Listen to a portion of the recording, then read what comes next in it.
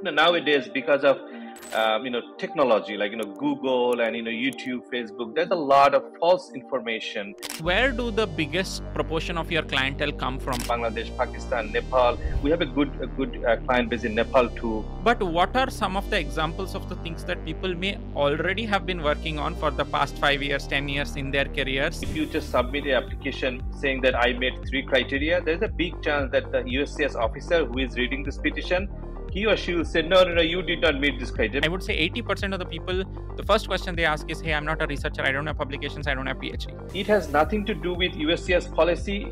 The drop of the approval rating is because of the number of applications.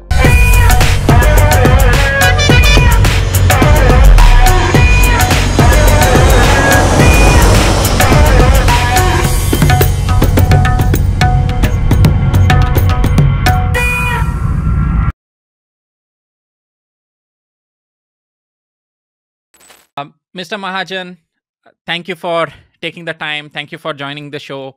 And welcome to the Smart Immigrant Podcast. This is the first attorney session that we are having as part of the multiple series of episodes we are doing in this podcast. First of all, for people who do not know or haven't heard about Mahajan Law Group and yourself, can you share a quick introduction and a little bit of background? Yeah, about thank you yourself? very much. Yes, so our law firm, we are fairly new. We're like around 4 or 5 year old. Back in 2020, in the middle of the pandemic, I started my own firm, and from the very beginning, I got like a huge success. I think because of the COVID, because of the COVID, most of the big law firms, they shut down their door. They could not go to their office. But I'm very techno friendly.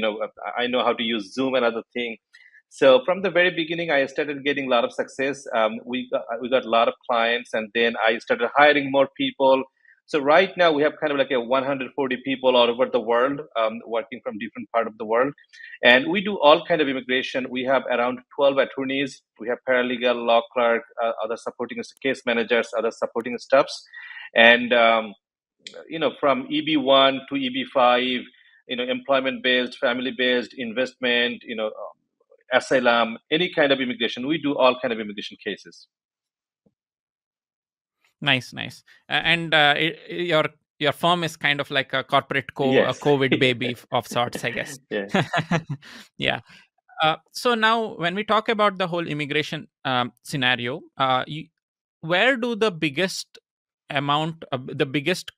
proportion of your clientele come from? Are they Indians or? Yeah, can thank you. share that Luckily, split? I have a huge client base in Ghana and Nigeria. So my, in terms of country, I would say Ghana is number one, and in terms of region, West Africa is my biggest number of clients. Is because I am involved with a church here in Baltimore. It's African church. I went there many times, and I do immigration session like this in person, and they do live broadcast through their Facebook, YouTube, and other platform. And apparently, I'm very popular in Ghana and Nigeria. I visited Ghana and Nigeria this April, and I'm also planning to go there coming February and March again. So that's number one. Number two, I would say India, Indian subcontinent, like in India, Bangladesh, Pakistan, Nepal. We have a good client base in Nepal too. Third, I would say Central Asia, like Uzbekistan, Kazakhstan, Turkmenistan, that area, like an area in between Russia, China, and Iran, kind of. So that's probably third, and then all over the world. We are very techno-friendly, cloud-based firm, so we have clients all over the world. I see. So when you talk about the Indian audience, right? And I kind of want to zoom into it that a little bit because our audience is mostly Indian. Because of this whole visa cap situation, and because of most Indians like coming here for masters and then organically getting into that whole H1B lottery kind of ups and downs of getting it or not getting it and stuff. What's the biggest challenge that you feel Indians are facing right now from an immigration crisis standpoint? Because it's kind of almost definable as a crisis because it's like a gridlock in the system, right? What do you see going on between your clients and also? Yeah, thank you very much. So the number one, the biggest challenge, especially for Indian clients, are the visa bulletin issue. Like there's a long waiting period. People from India, China, Mexico, Philippines, and I think a few other Central American countries, they have way more way longer waiting period than most of other countries. So that is a problem that we cannot help with. This is a structural problem. I'm involved with multiple bar association and other place, and I always raise this issue. This is discrimination. This is not fair for people from India, China, and other countries. But this is a problem. We have to take it easy because we really cannot fix it. Other than that, Indian clients, they're very educated, which is very good. They know many things. It's very easy for us to communicate with them. People from other part of the world, they are not very easy to communicate. They don't know how to use, email or other thing.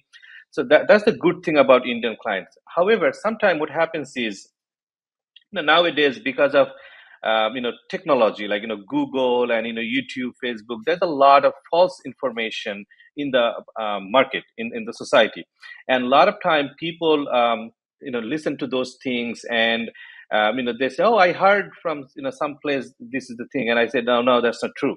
And now, me as an attorney, that's why I do a lot of online things, like I go places, I talk, like even today after this podcast, I have a seminar with a state university in Texas. I go different places to talk about immigration, just to fight this, misinformation and disinformation. So I think the biggest challenge that we can handle is the flow of the information.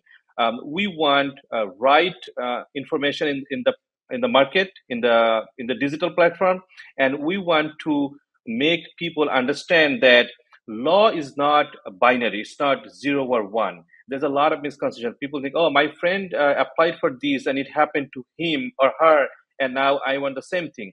It may not happen to you because it very depends on the judge, the officer, the attorney who is working. So it's a very subjective matter. So that's another thing I think people need to understand.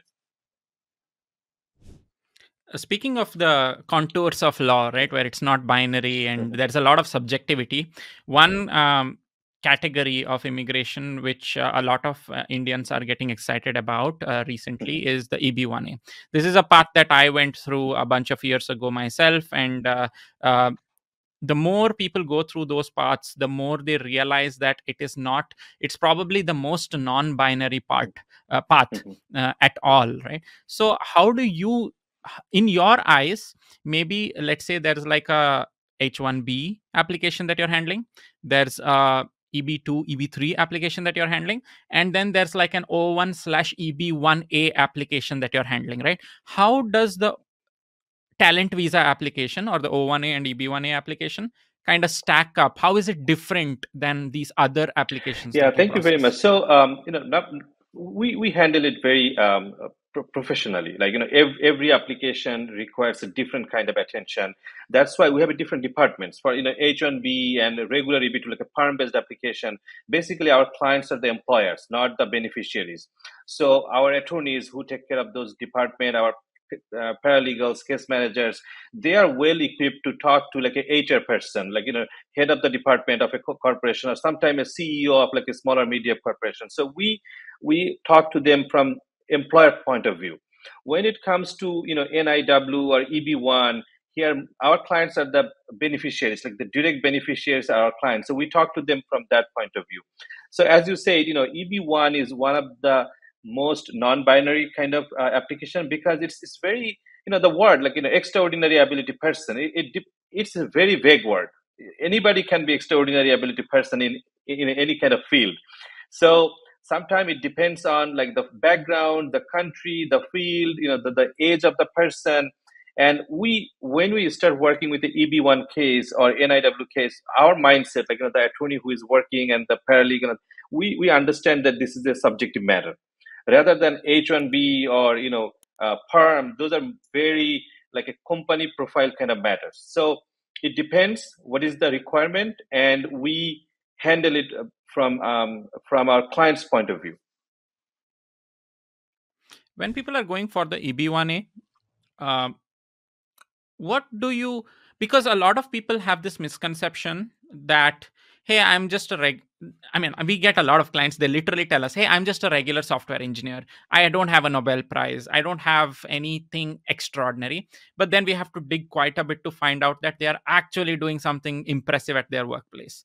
do you get a lot of these kinds of clients? And generally, what do you suggest people should look deeper into to actually gauge their extraordinary ability? Because anybody in this world, if they pick up some random topic, they'll definitely not be an extraordinary person in that.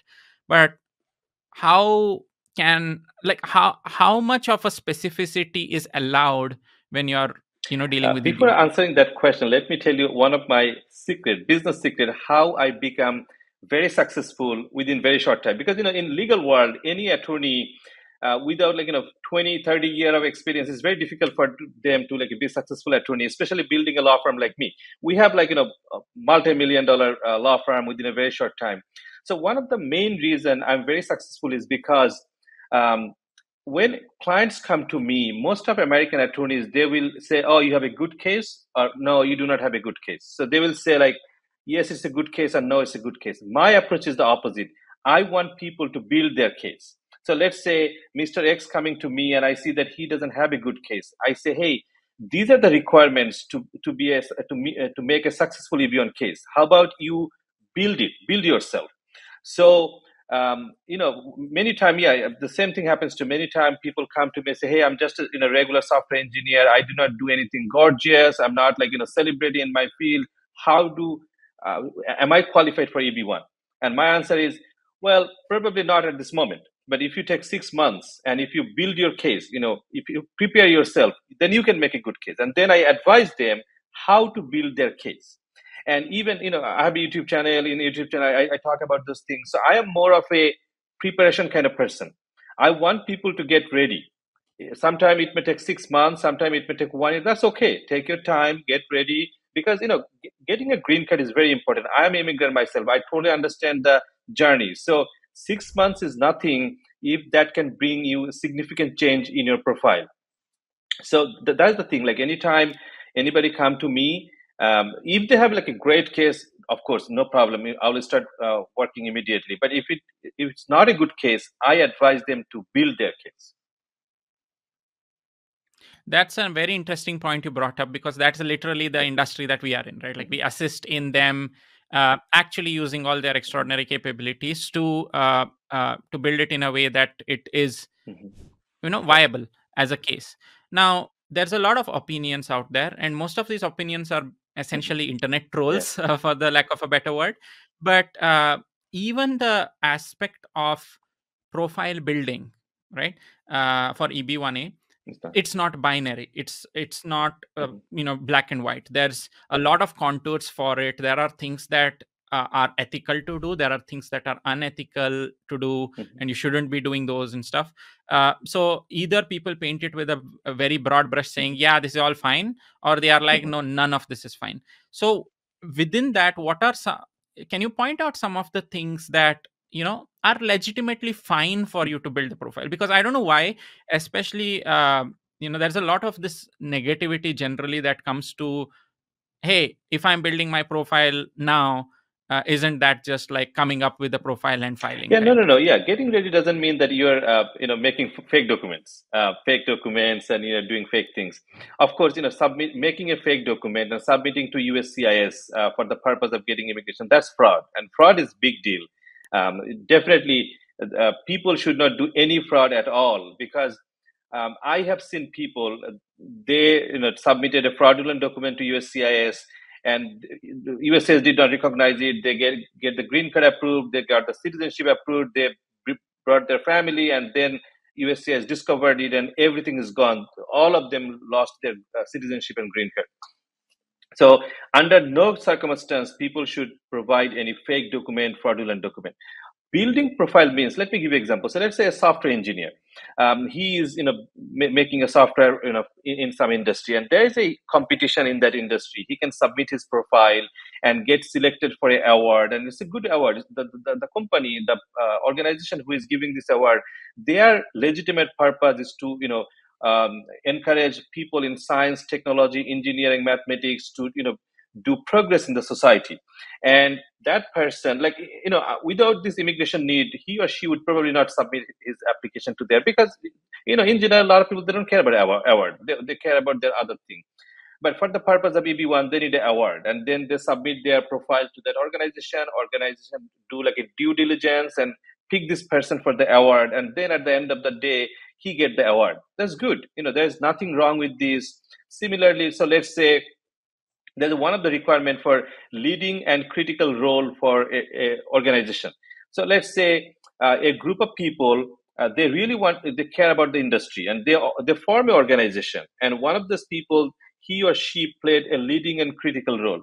A legitimate purpose organization doing legitimate work, doing everything perfect, there's no fake or anything, there's nothing wrong with that. So getting ready means this, like, in a regular time, you would not do this kind of activity, but for the purpose of immigration, you can do it. You're doing it in a right way. So yeah, that's my advice. Mhm. And that's completely legitimate, because anyway you are the foundational truths of Mhm. why you are being recognized At the same, are yes. the same. uh, yeah. So when you talk about the whole profile building journey, there's we do a lot of through Smart Green Card, we dig very deep Mhm. when clients come to us and they are like, hey, like, I want to be part of your program, like, can I? So we have a very deep Mhm. selection process of like exactly what do you work on Mhm. since the past 5 years at your workplace. Many a times we realize that there's a lot of things that's actually Mhm. usable for the EB1A, which doesn't even have to get built. It is already Yeah. there in your past profile, but it's that lens which Mhm. they don't wear to even see that they Yeah. might have it, right? And of course we bring that lens, and Mhm. then we bring more stuff to like augment it as well. But what are some of the examples of the things that people may already have been working on for the past 5 years, 10 years in their careers, in their career journey, which they themselves may not know that it is directly usable for the EB1A? Yeah, I Do have you a have lot any of examples. examples So, like for this? example, publication and citation. When you study masters, especially PhD, you do a lot of publication for your academic purposes. Your professor will force you to publish journal articles to get your degree. So, publication citation, those are always helpful, no matter it's for NIW, EB1, or even any kind of application. So people already do it. They get recognized, and their name is in the journal. Sometimes they get published in a very prestigious journal that is helpful for their academic life, their career, other things.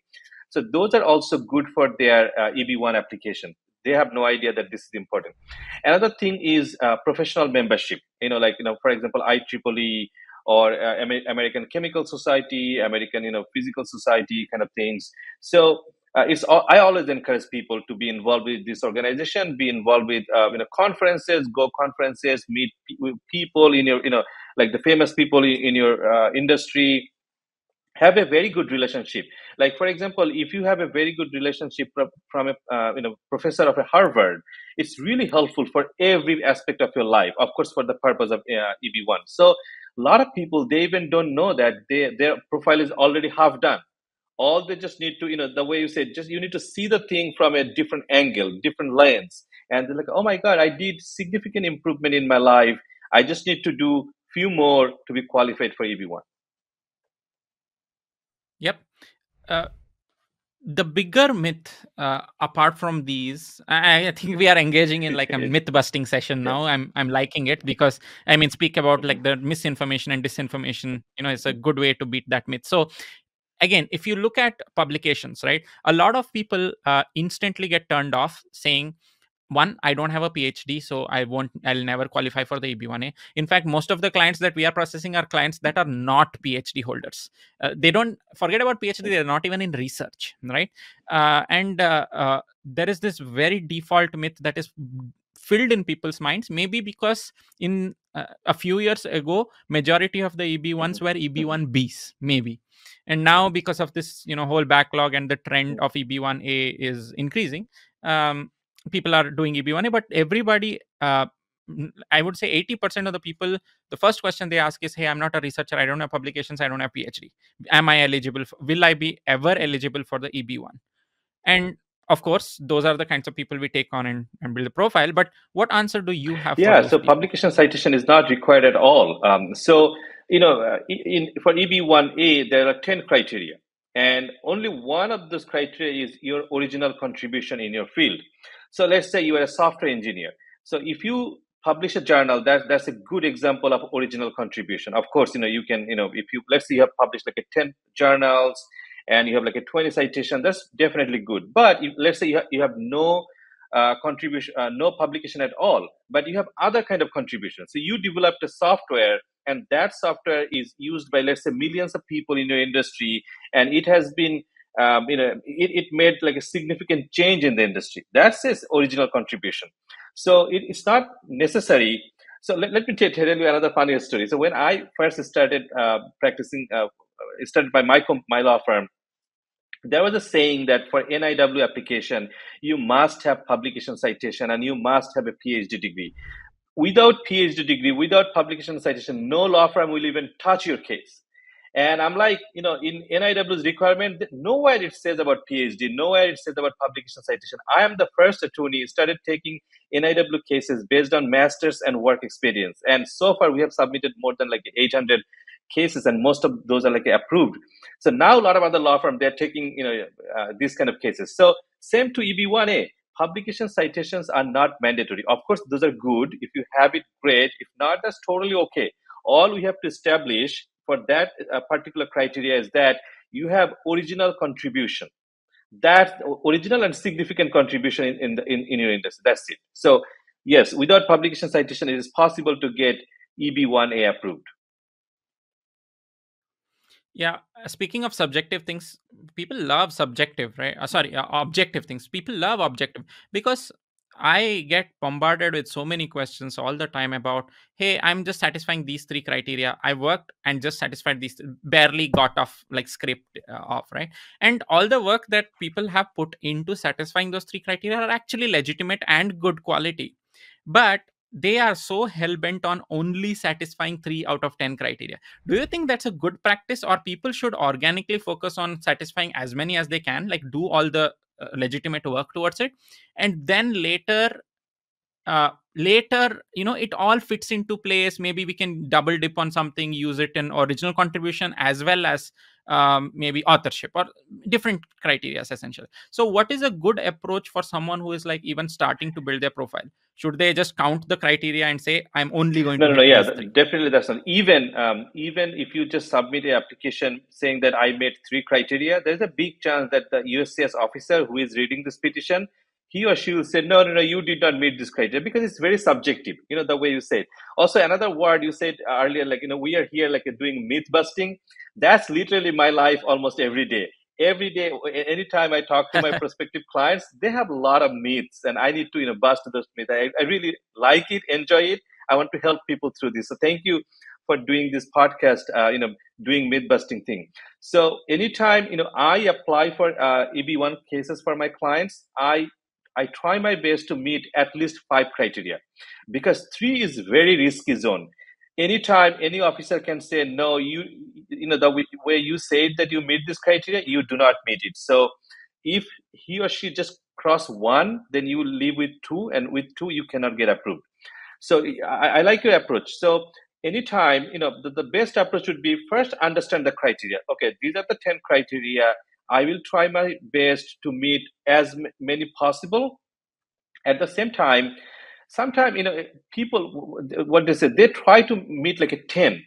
You do not have to meet 10. Like anything between 5 to 8 is good. And sometimes, like, if you try to meet 10, if you organically meet 10, that's great. There's no doubt about that. But sometimes people kind of like push it to meet like 10, and some USS officers like, oh, this not even close. Like, why you're mentioning this thing?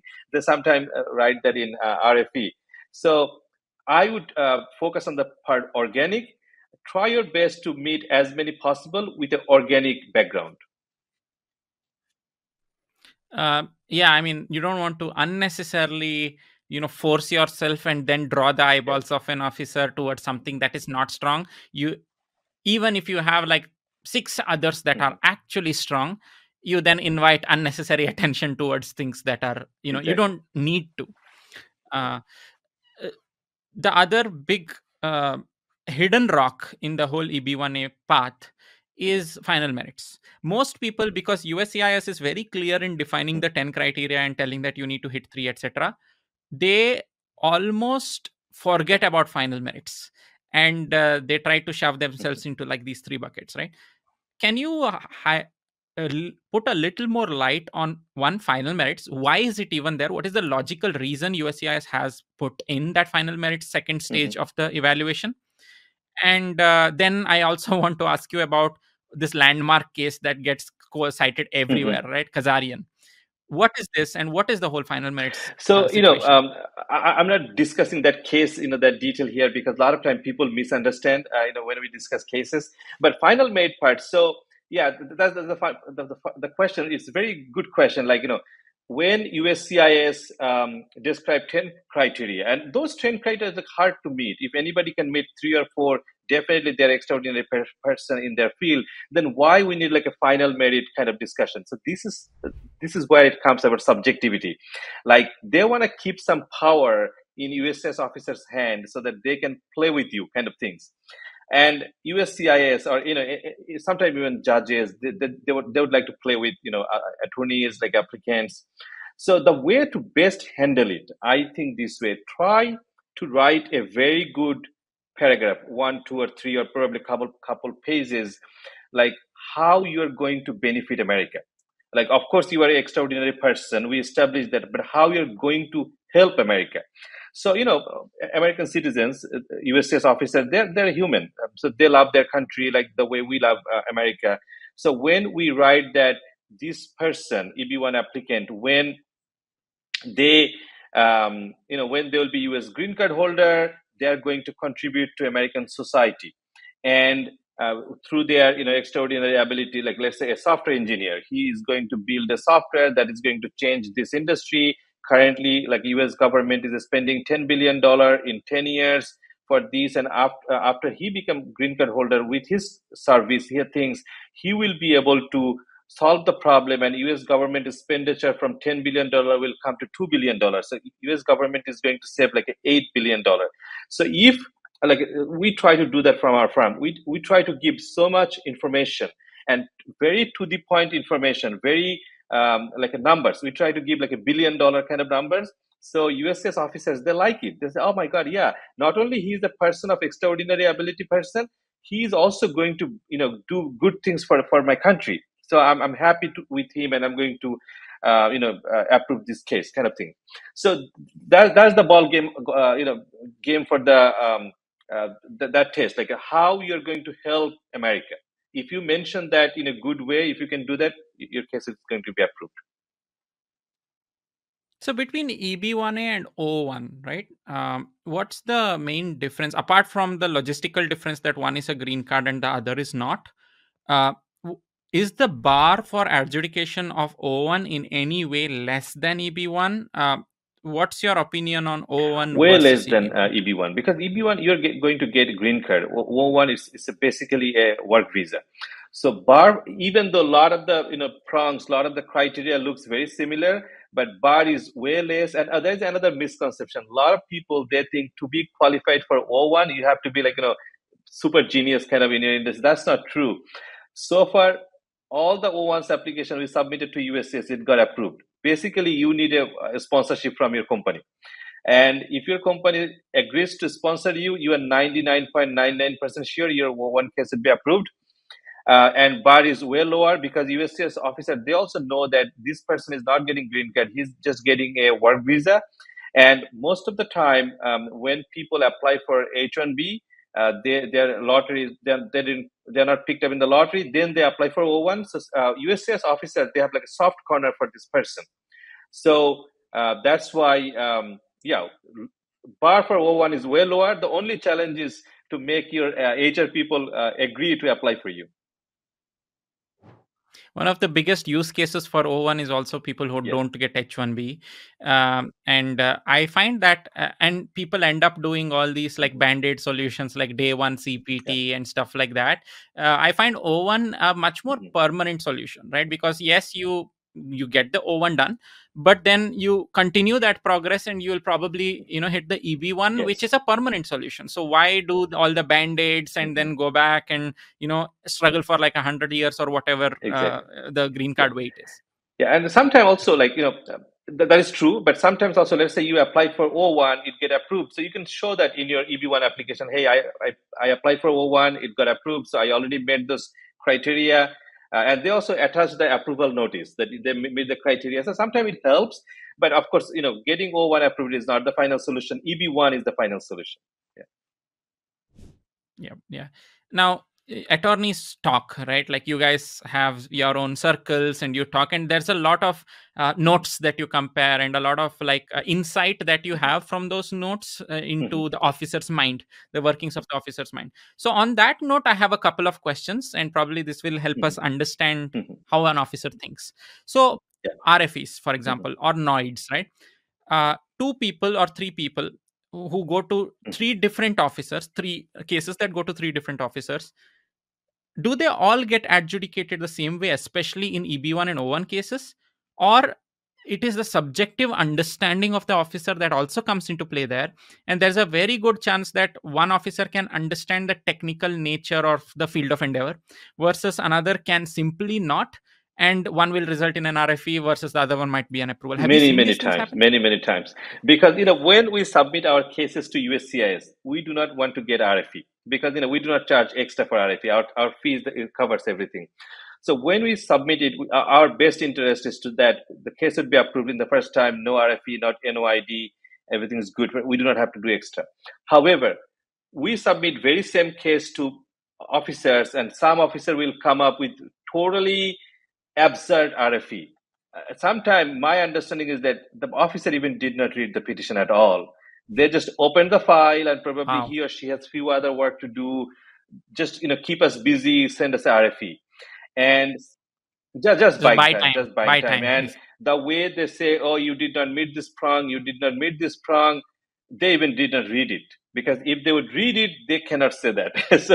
And sometimes, I even saw that. So let's say I submitted, I said, my client made this 5 criteria, blah, blah, blah. And officer will say, "Oh, you did not meet that one. We even didn't say that we meet. So why we would do that?" So it shows that officer even did not read the petition. So it's very subjective. It depends on many factors. It's really hard to predict upfront.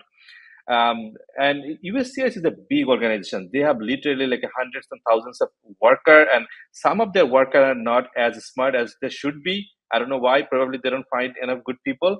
But some people, they do a lot of mistakes. Isn't that unfair though? Because people have put their entire careers on their line and their lives on the line, several years of their lives on their line in building this profile to this point legitimately. And then just because an officer is having a bad day or they want to not take a look at this today, and premium processing, they anyway have to get back within 15 days. So they just buy that extra time by giving an RFE. Isn't this unfair is one, but secondly, isn't there any check and balance? Like there's so much discretion that an officer can use without any check and So balance. there's check and balance, but I 100% agree with you. This is totally unfair. And I'm a member of AILA, it's called American Immigration Lawyers Association. Every year in our annual conference, we have a dialogue with USCIS senior officials, and we requested them many times that all the USCIS officers who are adjudicating this EB1, NIW kind of cases, because in EB1, NIW cases, the applicants are highly educated. Many of them have PhD, master's degree. They're working for a big corporation. So a random guy with like a bachelor degree, sometimes with an associate degree, they have no ability to understand this even case. So either a attorney will read this case, or at least a person with at least a master's degree in a STEM field to understand. Their answer is very generic, like, "Oh, we try our best to find good people. We cannot, and if we want to hire attorneys to read all these cases, the cost would go so high, blah blah blah. We are already in deficit budget." So we raise this issue all the time, and their answer is pretty generic. But your second point, yes, there are some check and balance, but I don't think the check and balance is also, I don't think they do it very properly. So sometimes they do some very mistake that even doesn't make any sense. The weird part is there's another agency called the USPTO, whose job is to have subject matter experts to review the patent applications, right? And in my opinion, although not the greatest, of course it's a government agency, but they do a decent job at actually giving the right case to a person with the right subject matter expertise. but it's very weird that USCIS officers are not really the subject Hmm. matter expert of, let's say, a software engineer, Exactly. if it goes to them, and they Hmm. can't understand anything, and they just subject, like, very Exactly. randomly And evaluate it. another point, I 100% agree with that. And PTO, and the reason is PTO, most of the applicant, they are like a big corporations. So if they do not have like a subject matter expert, then they'll probably go to court and they'll file lawsuit against this agency. Agency will lose like a more money. That's another thing. But from your previous question, too much discretionary power in officers' hand. Sometimes that creates a lot of problem because like if any time EB1 client, let's say they applied for EB1, they got denied, and they asked me what I should do. Should I appeal against the decision, or I'm going to reapplication?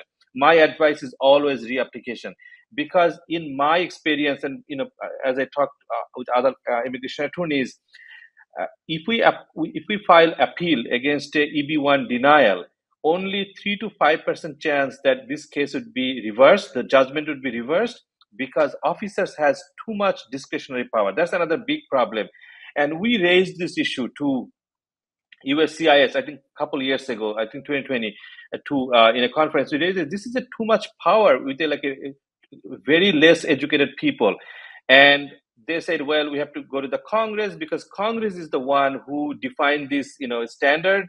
And if they make it like more like a judgmental kind of situation where they have like a less discretionary power, it will go to the judges. They are scared that that will increase their work, so they want to keep the discretionary power to the officers' hand, where officers are not very qualified. So this is, so it's kind of like an evil cycle of bad things. So there's a lot going on behind the scenes which have It nothing has to do with nothing the to do with that. case. It's just fund appropriations and Hmm. this and that, and ability to find talent. And I think USCIS is a body that is self-funded through application fees. I don't think I heard that they do not get any fund appropriations from Congress or anything, so they have to make their money through the fees. And if you're making your money through application fees, then you're more incentivized to deny and have a reapplication and Well, all that. yeah, that's true. But so it's not that they will not get any fund from Congress or like in a budget. They try their best not to, because sometimes some political parties, they try to make this a issue, like, oh, this USCIS, there are millions of, they're spending millions of dollar taxpayers money to benefit foreigners who are not US citizens. That's why USCIS, just to be politically neutral, they try to make money from applicants so that the political parties cannot blame them. But if they need, Congress will definitely appropriate some money to them, because it's a federal agency. But yes, you're right that they're taking tons of money, and then they're not doing good job. Yep. Yeah, and it's Yes, rising every definitely. year, right? The premium processing fees. I think they've changed the premium processing fees Hmm. 2 or 3 Yeah. times last year. It's crazy. Anyway, so from an Hmm. approval rate standpoint, right? So of course your firm puts a lot of hard work in. We put a lot of hard work in at Smart Green Card as well, and that kind of changes the overall Hmm. approval rates Hmm. for clients in general. But keeping all that aside, if you look at broader USCIS approval rates, how are we looking for O1 as well as EB1? Let's start with EB1A applicants. How many do you have any statistics on what percentage of EB1A applicants actually get an RFE and not a direct approval and eventually get denied So and the stuff like data that? we get from USCIS, they do not mention about RFE. They just mention about the total number of applications and total numbers of approval. And that approval means like that includes like reapplication and other thing. So I think back in last 4 years kind of period, like EB1. So I think 2020 was the highest number of EB1 application approval time, and that was, it was kind of like 82%, 80 to 82%. And since then it's kind of declining, but it's still like within the margin of like a 60 to 70% approval rate at this moment. And it has nothing to do with USCIS policy. The drop of the approval rating is because of the number of applications they're receiving. So 4 years ago, people from outside of America, they had no idea about EB1. Nowadays, people from all over the world, they're applying for EB1, NIW. So the number of applications is going up, so the approval rate is going down. But good application will always be approved. when you talk about number of, and that's another point, there's a lot of craze about this EB1 because people, I think, when I got my EB1 and I put that news out, a lot of people reached out to me. Hey, how did you do it? Can you help me build the profile, accelerate the profile? Obviously, a lot of people who reach out, their profile is simply not Mhm. built. They can't do anything about their profile at all. But there are a small minority of people that could be built, and that's how Smart Yeah. Green Card even started back then. But from a number of applications increased kind of standpoint, right, is this just the frustration of mostly Indians that is coming out in terms of, hey, I don't screw that like 20-50 year wait, I'm not going to do that, I'm just going to try my hand at this? Is it that, or are there other world factors that are playing into that instant surge of There are many EB1s factors. out Like, there? of course, this is one of the reason. Like, Indian people living in America, they feel like, this is the easiest, like the shortest way to get green card.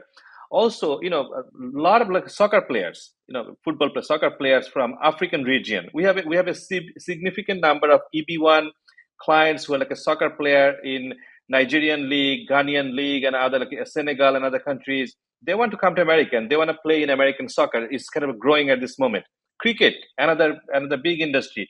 Applicants from India, Pakistan, Bangladesh, South Caribbean, West Indies. They are applying. They're getting approved. Coming here, they want to play in American cricket team. So also movie stars. Last year, this May, I went to Cannes Film Festival to talk about EB1 for film stars.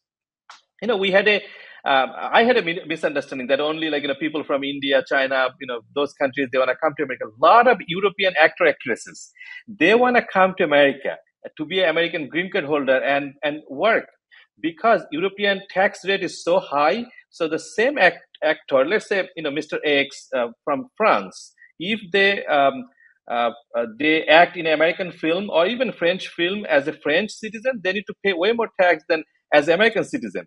So a lot of foreign movie stars, they're also applying for EB1, getting approved, being American green card holder, and then they do their job. So people from all over the world, they are coming to America. I see. This is very interesting. And that tax rate situation Yeah. actually makes a lot of sense here.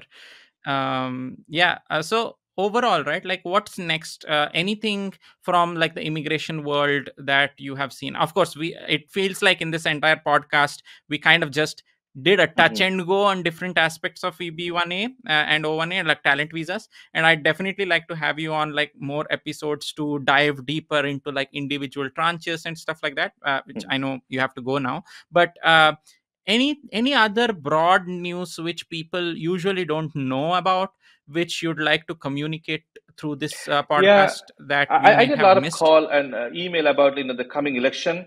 People are scared that if one party is if he or she wins, he going to what is the impact of immigration. So my short answer to them is political process in America is probably not going to impact that much. I was the attorney at the time of Donald Trump when he was president. I still had a lot of clients. I got a lot of approval. So it doesn't matter it's Democrat or Republican. It doesn't matter who is the president. American immigration is part of American market. As long as the American market is good, there will be immigration. So don't worry. Vote whoever you like to vote, but it's not going to have any impact in American election. That's one thing. And another thing I like to address through this platform is quality of any item, any application, whether it's the EB1 or one or any application you do. Quality of your achievements, your background is really matters. Sometimes people have a tendency to show quantity. So let's say someone say, "Oh, I have 10 awards." So instead of 10 insignificant awards, if you have just one significant award, that is better than 10 insignificant awards. So please pay attention to the quality of your achievements. That is more important than quantity. It's very nostalgic and interesting to me, the whole Trump Yeah.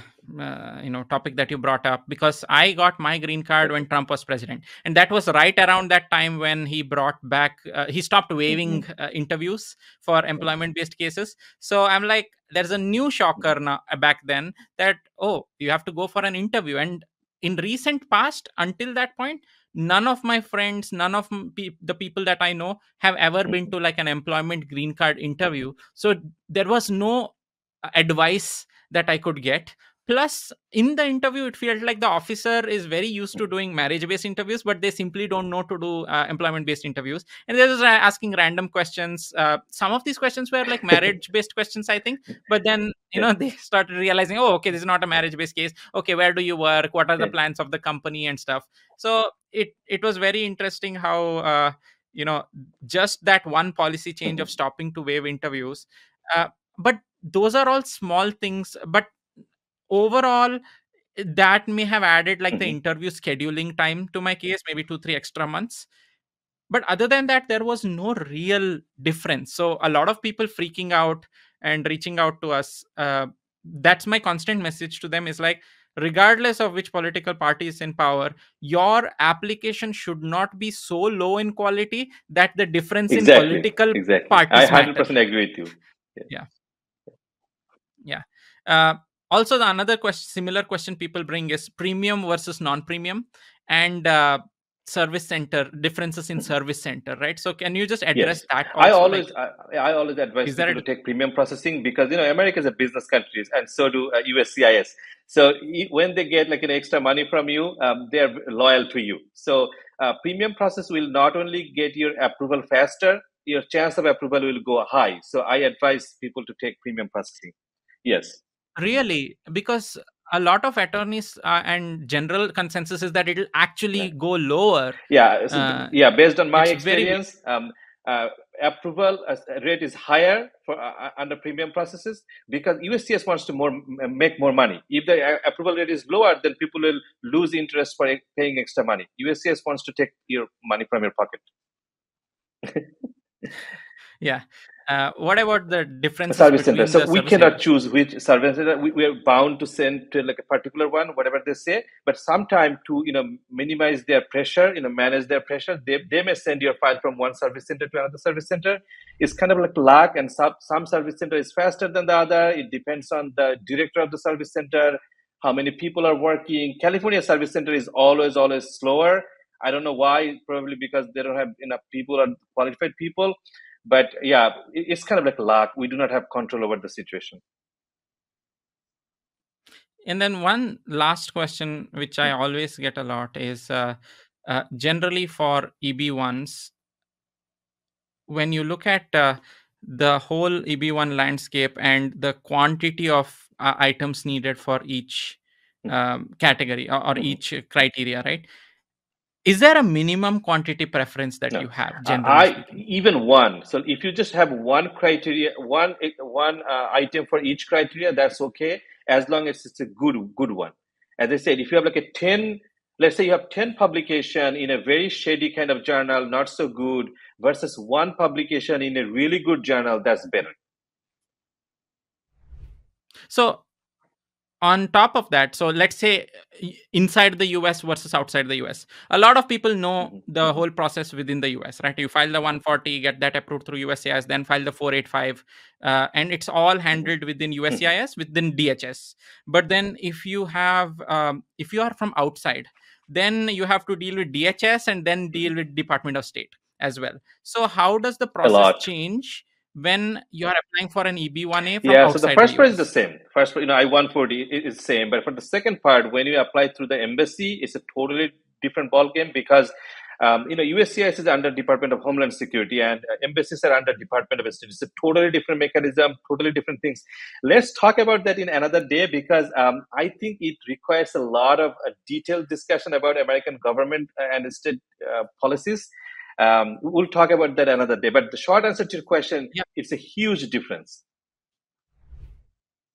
Yeah, let's make that the subject of our next podcast. Thank you so much for joining us today. I think this was an amazing conversation. A lot of people are going to benefit from the touch points that we've touched, and based on the comments that we get and more questions that we get from the crowd, I'm Of happy course. to do another podcast with you. I'm looking forward to it. So Me too. thank Me you too. so much Thank for you your very much time. for inviting me, and I thank all of the audiences who are watching this, and listening to this podcast. And if they have any question, they can reach out to you. They can reach out to me. We'll be happy to answer.